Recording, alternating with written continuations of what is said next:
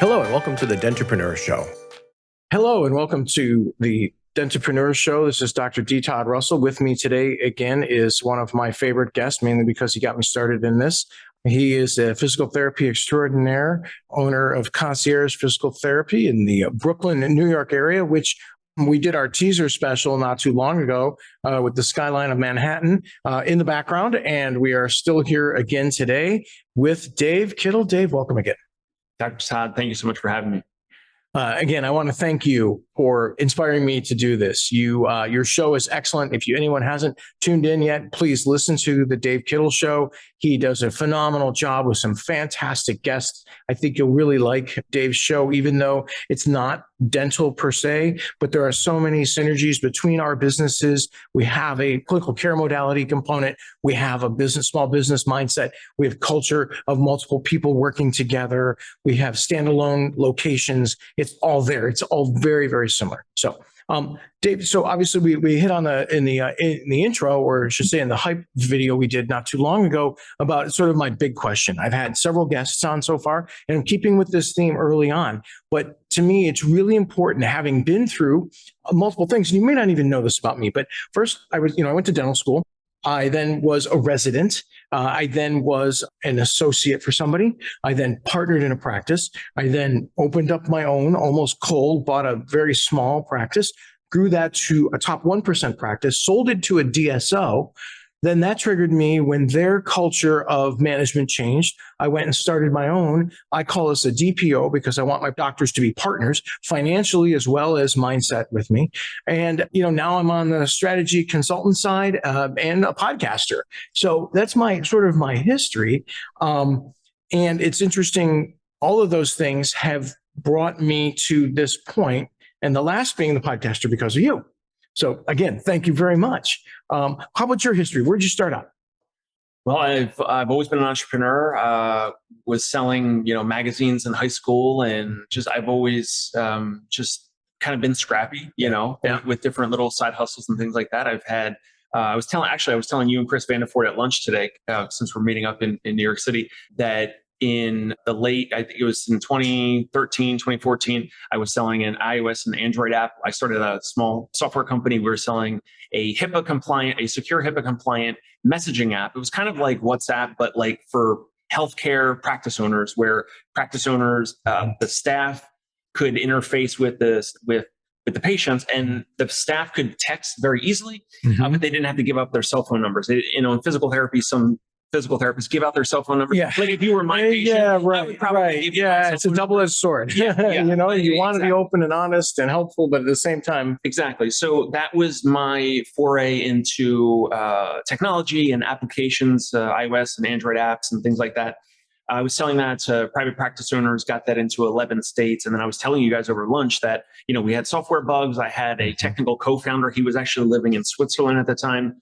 And there became a bunch of software bugs that individual was not able to fix or repair. And then the app for my paying customers, like you as a practice owner, the app no longer worked. And so I had to, refund money or cancel people's recurring monthly memberships for the service. Long story short, it was a failure. I learned a ton. And since then, I started Concierge Pain Relief, have grown that. Got through COVID, didn't qualify for any PPP money because we grew during COVID. So you can look up my name and the practice name online because you can see who got what PPP money. So we didn't qualify for any money. So that was, an interesting component of it all. And now I built a small board of individuals, 3 individuals total, and we are partnering with practice owners. We're acquiring practices in the New York and New Jersey area. That's kind of where you and I connected. Right. And that's kind of like my background in terms of like entrepreneurship and where I'm at right now. And let's give another plug, since we can do that on this show. We can talk about anything we want, but I do want to, right. I want true, but I want to set out a plug for Len Wright, Acquisition Affectionato. Yes. It's an online magazine. He just launched it a couple of years ago. Really interesting guy, Canadian fellow from the western side of Canada, over outside of Vancouver. I think he's about 2 hours outside of Vancouver. Really, really dynamic guy to talk to. You connected with him. I connected with him. I wrote a piece for his online digital magazine. It is excellent. The people that he has brought to it, you sort of write your own, and then he obviously helps you edit it. I don't know about you, but I write, and I think it's like a monkey wrote it or a gorilla. And so I always need somebody to clean it up for me, but it makes me sound better than I really am. And anyhow, Len helped me do that. So just a plug for, great dude. And check it out. Acquisition Aficionado. All right. So the big question, Dave, today, let's start with this. We already touched on it earlier, but at what point in your career are you thinking about an exit from your business? Let's just say in general for now. We're looking at least probably 10 years out. We're not looking for anything. Maybe it's my age, maybe it's my immaturity, my inexperience. We're the same age. In case you aren't picking this up on YouTube, we are the same age. Clearly, I'm the older brother, but not by much. No, go ahead. Sorry. No.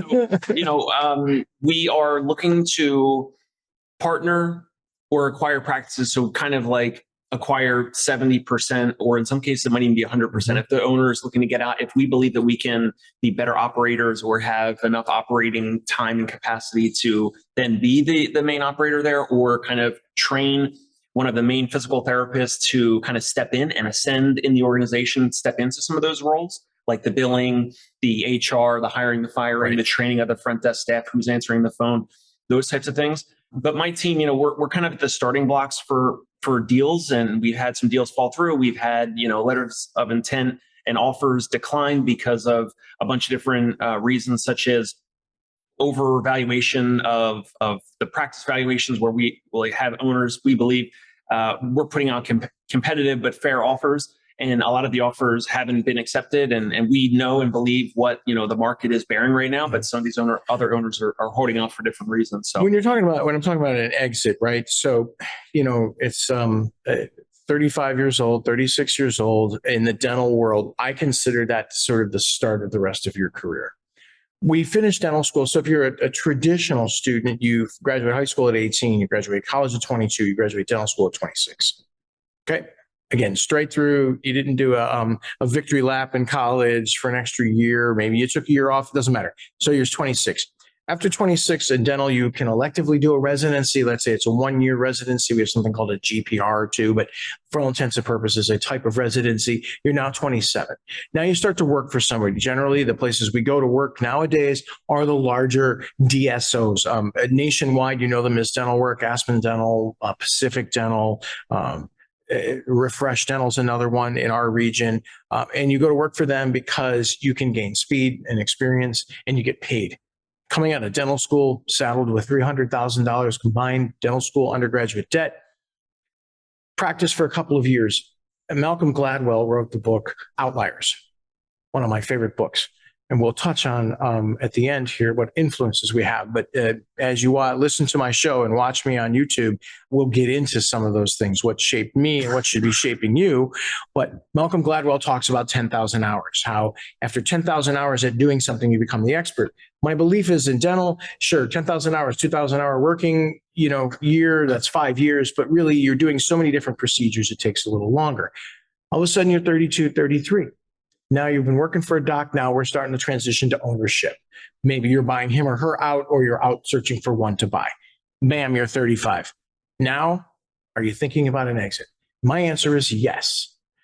Okay, because I think you need to know where you're going to go. It could be close the door scenario. Maybe that's what you want to do. Not advised, but maybe that's what you want to do. Right. So it's your children. You're 35. Do you have kids at this point? Maybe, maybe not. But legacy is always a possibility. Bringing on an associate. Know what those contracts look like. Understand how big your practice has to get to bring someone on. Make sure that you're a cultural match. Chris Vandeford made a good point on your show about bringing buyer and seller together, right? Multiple times. They have to be friends, if you will. You don't get to be friends in 2 minutes walking around looking at the office. And then finally, selling to a large corporation or a small regional corporation, whatever it is. I think at 35, you need to start thinking about those paths and learning about them. Doesn't mean you're going to execute them.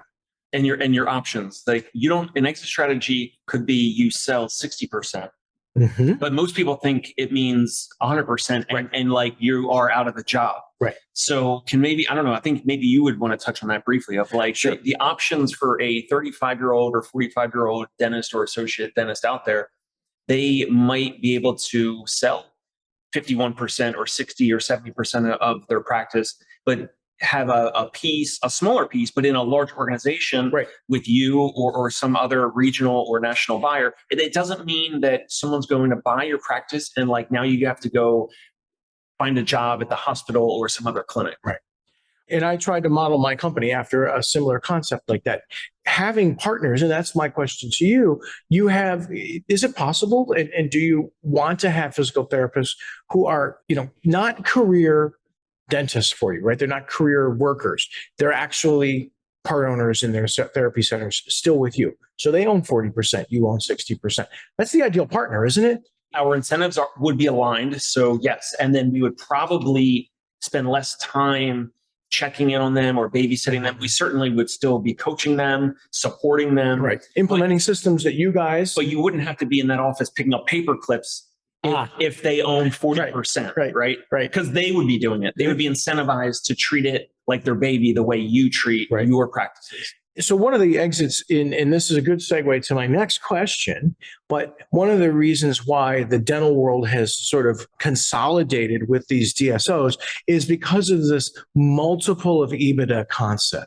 And for those of you that don't know what EBITDA is, I kiddingly told my friends one time not too long ago, and I get speared for it every time now, is that it's a newer term. It is not a newer term. Did you know that EBITDA is actually a term of the 1980s? Well, I told you that on the show? Okay. Yeah. So I think it was on the first show. So I found that to be really interesting that it was actually a term used to determine failing businesses in the 1980s. And so now it's turned into how we measure the success of a company. And then that's what it's sold by. So the more revenue you have, the bigger the net operating income or EBITDA, and the more multiples you can get. So if you're a practice owner in a large group, but you only have 40%, but you have 40% of your practice, but when you merge it with 20 other practices on your own, you could sell your practice you own 100% for 4 times, as we discussed, or you could take 40%, let somebody else have 60%, and collectively sell it for 10 times. The number is much better for you at the end. And so that's something to think about when it comes to this exit strategy. I don't know if I would do it at 35. But it's certainly at 45, I'd be starting to think about, is this consolidation for me? And looking around to see who I might be aligned with. Again, I talk about culture, but would you see the same thing in physical therapy or just in any business in general? You've talked to so many people, Dave. Would you tell me you've done 60 on the Dave Kittle show? You had a podcast prior to that where you guys ran off 80. I mean, you talked to a lot of people. So tell me, what have you seen? I've seen not everything under the sun because you have more experience in this than I do, but I definitely have seen a lot of variation. What I mean by that is some owners that are maybe in their 60s or 70s that either they might have some health issues or they're just kind of just done with it all and they're looking to exit, they're looking to sell 100%. They may or may not have a right-hand person to then step in. So then that would be the responsibility of the buyers, which then factors in the valuation, all that. But also we have spoken with several younger physical therapy owners that are younger, I say in their 40s or 50s, where they are interested in exiting, but keeping a piece in something bigger. So where they keep 30 or so % of their practice. So we might buy or acquire 70% or 80% of their practice, and they retain some equity because they want to come along for the ride. These are some of their words that they've said to us. And that's great. So then that means because we built some rapport and they kind of understand like our path. And that, that may or may not have been part of the conversation with them of the whole thing of like their equity is worth this right now, but your other 40%, if you come along for the ride with us for the next 5, 7, 10 years, it could be worth more based on this other EBITDA multiple if we were to exit and sell to a larger strategic, a PE firm, et cetera. It can also keep giving. I'm aware there's one organization, actually several, but one in particular that's in my head where you can stay on And let's say you have 40% of your practice, or 40, maybe they buy 51, you have 49. Like someone will do that as long as they get controlling interest. You still collaborate on all the decisions. You're still part of the day to day. But if push comes to shove, they may go ahead and go, like this, there's my 1%. We got to go this way. So you're going to lose in that case. But they'll allow you at the next turn, as it's termed, sale to the next person or group. You don't have to sell off all your 40%. You might be able to sell 10% or 20%, half of your 40%. And you sell that off, take a chunk of change off the table, leave it in, continue to receive W-2 income for what you produce or however you work. The success of the practice is still dependent upon you and your team. Now you're left with a smaller percentage, but of a higher valued company that's then going to grow again. And maybe now you take 10% of that remaining half of that 20% off. And you can keep going like this for as long as the company is going. And maybe eventually they get to a buyer who says, okay, we want to be done with that.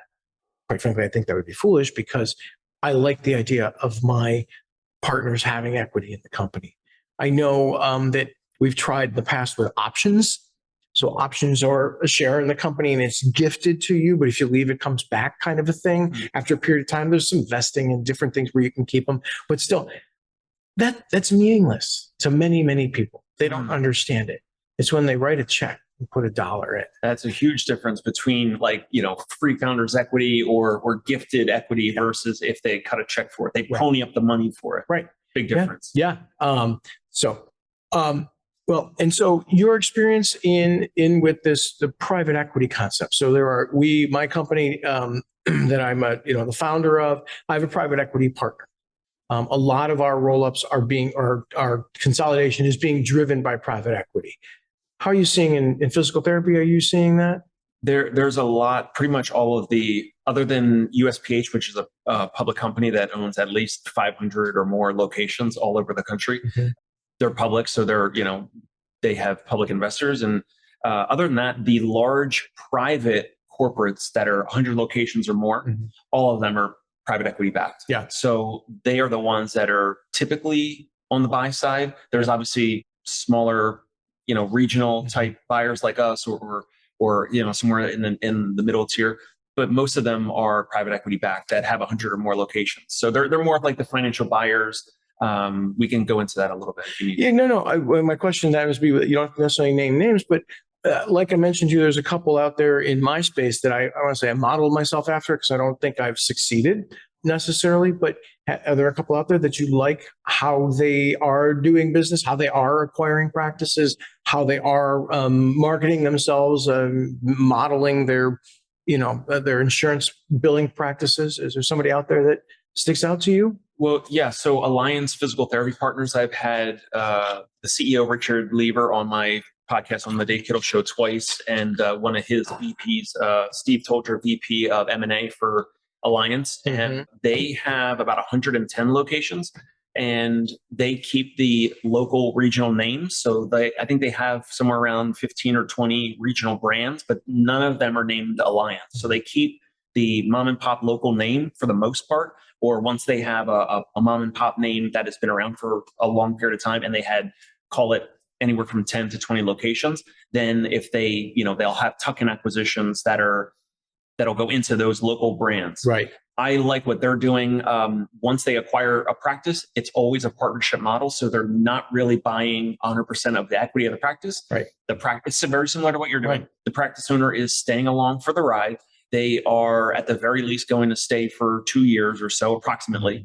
Don't quote me on that, but it's somewhere in that range or longer. Yeah. If they want to, and if they still have the equity, then they would be incentivized to stay and grow that. Right. If they still had 20 or 30% of equity, and then also what they do is they add, legally and compliantly value-added resources. So, for example, they switch every practice to their own in-house electronic medical record. They're one of the only corporate buyers or national buyers that has their own customized in-house electronic medical record. All the other companies that are regionals, they go and go with one of the vendors nationally. Right. They also have orthotics. So they have a technology for custom orthotics for patients. They have this thing called agile virtual care. So they have telehealth because of COVID and coming out of COVID, telehealth for physical therapy, triage, and where you can you can only do so much with virtual physical therapy, but they have a whole platform already built. So it's like they plug in these new acquisitions, these new partners, and immediately the next day, that partner, that owner that still keeps 20 or 30 or 40%, now they have access to a lot more support and resources than they did when they were independent. It's almost, they're diversifying themselves. Within the field, they're diversifying themselves, multiple revenue areas, right? And that adds to the valuation over time. It also allows you to experiment a little bit. You get to a certain point and you can say, maybe this is another path, and run with it and see where it goes.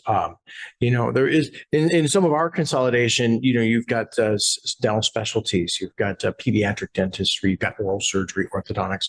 And so some of the larger groups are actually buying up those groups as well. And then, as you said, the tuck-in, merging, buying Dr. Kittle, the orthodontist, and moving him into Dr. Russell's space because it's big enough just down the road. And then we co-practice, but in our different disciplines within dentistry. It's a similar idea.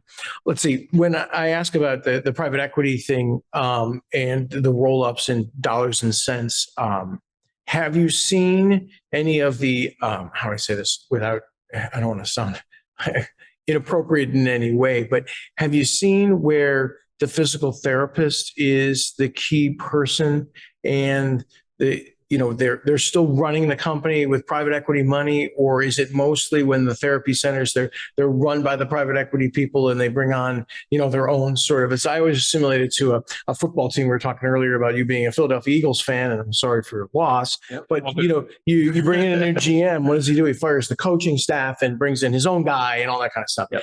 You see a lot of that in physical therapy. Do you see the therapist still being involved in the day-to-day ops? Or the growth and development too? No, it depends on the clinic director level, the owner level, the staff physical therapist. I mean, there's always going to be those jobs that are needed for physical therapists. And many of them, like when I joined a previous job, like I was with a 7-location practice, and in that transition, they had raised private equity money, and then they started acquiring practices in that time. And then my wife actually joined that same practice as a transition from one name to the now regional name. Okay. And there wasn't too much of a change. I think they might have went from 45-minute visits to 30-minute visits per patient. Yeah. So a little bit of a squeeze, a little bit of a tightening, but it still didn't really, in my opinion, it didn't sacrifice the quality of care. And probably that group of 7 and the other group that they had were probably functioning pretty well anyhow. So they're buying an existing component, not really necessarily reinventing the wheel, buying it,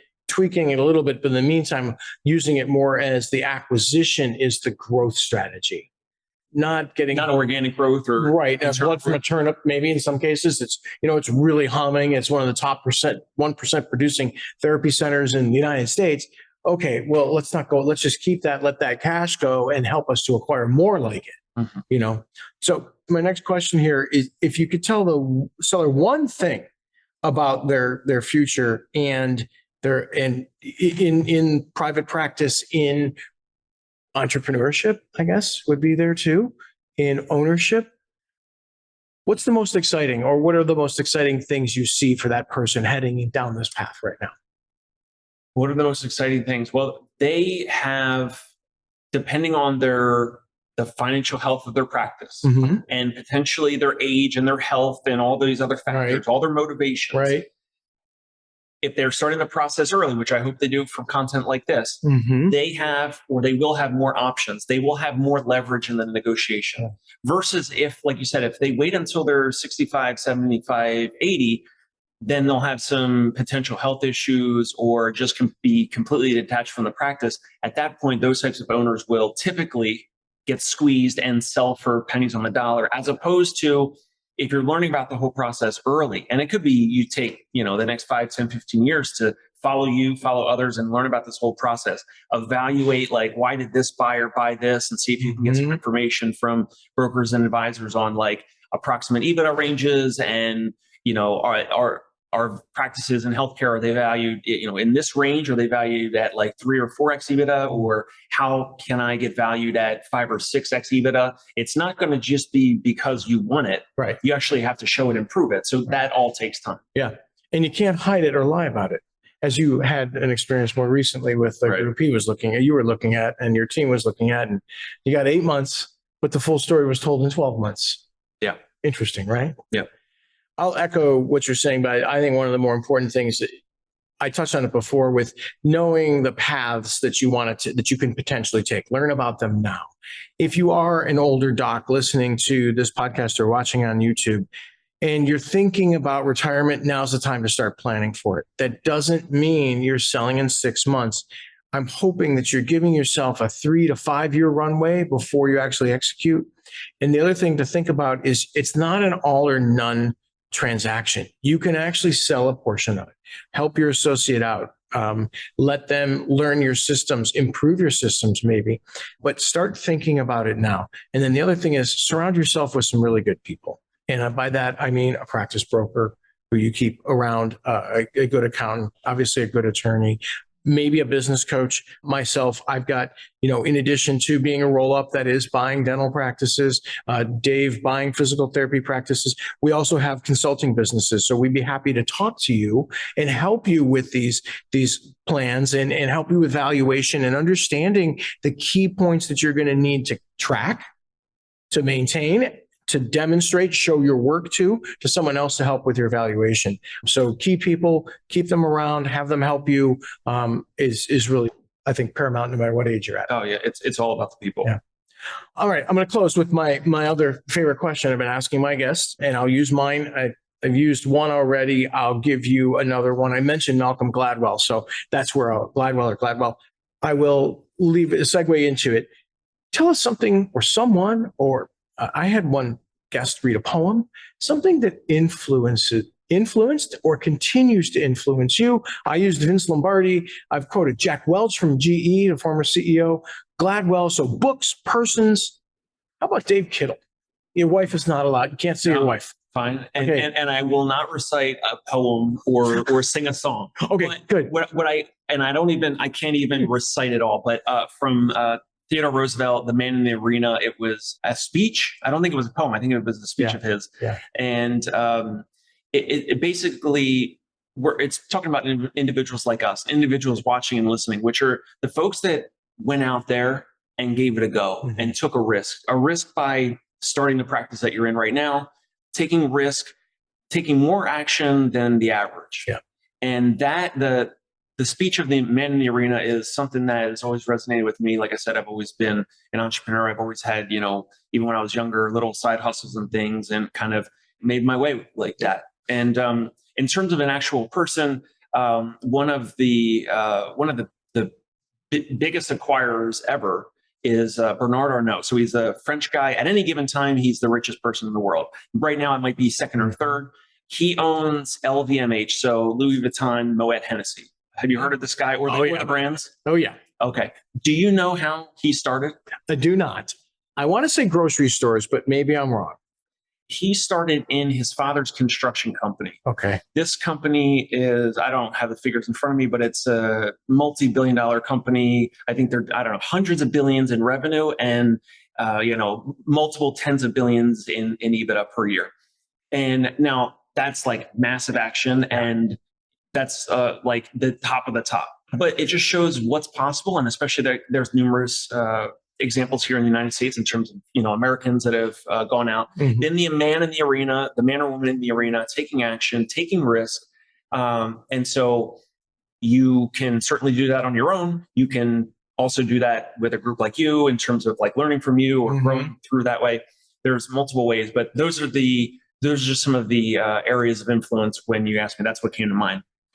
We talked earlier. I mentioned you call it modeling. I call it plagiarism, but it's okay. It's legal. This particular case, that plagiarism comes more from Chat GPT, which is now AI all over the place. We're all reading about it, but nonetheless, we can learn from each other. I saw this thing today walking through the airport in an ungodly early hour to get here to be with you.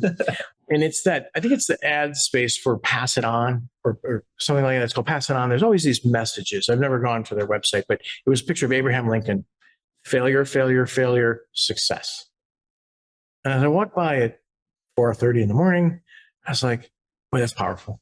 Well, because Abraham Lincoln, I don't know if you know that, but Abraham Lincoln had failed. He had run for office in Senate and Congress and a whole, it was like 10 or 15 different levels of government. Right. And he always would lose until he ran for president. Like, how insane is that? Yeah, it's like crazy. So he had no real tenure experience in an office anywhere, and he was hated for that.